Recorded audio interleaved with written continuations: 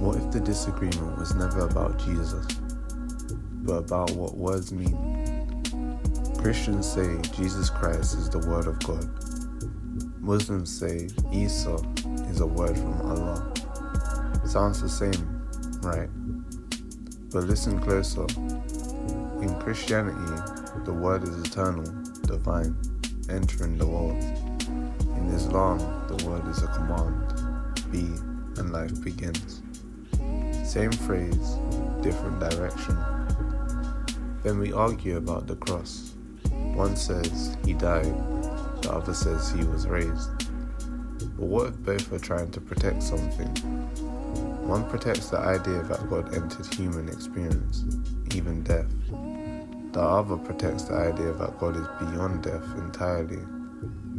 And this is where I started thinking, if Isa is called a word and a spirit from God, and humans are also given spirit from God, then maybe his life isn't just about what he is, but about what he shows.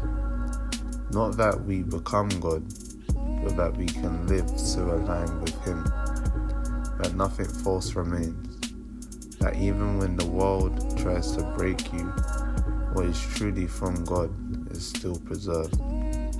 So maybe the question isn't, did he die or was he raised?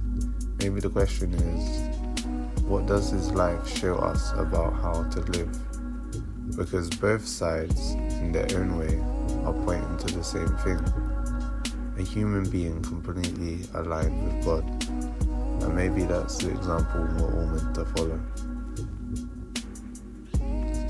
What if the real misunderstanding isn't just between Islam and Christianity, but even between their mystics? Because when you listen closely, a Sufi like Ibn Arabi might say, the human is a mirror reflecting God. And a Christian mystic like Meister Eckhart might say, the eye through which I see God is the same eye through which God sees me. That sounds the same, right? But here's the subtle difference. In Sufism, no matter how close you get, you never become God. You are the reflection, not the source. The closer you get, the more you disappear.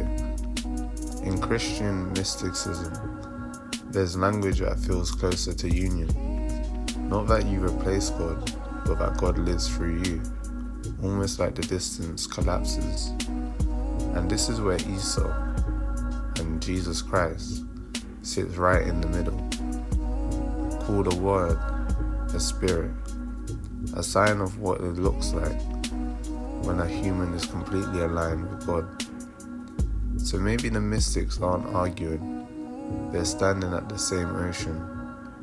One says you are a reflection of it, the other says you can be united with it. And maybe both are trying to describe what happens when the ego disappears and only truth remains. So instead of asking which one is right, ask, what are they both trying to point towards? Because at the deepest level, it's not about becoming God, it's about becoming so clear that nothing blocks him from being seen through you.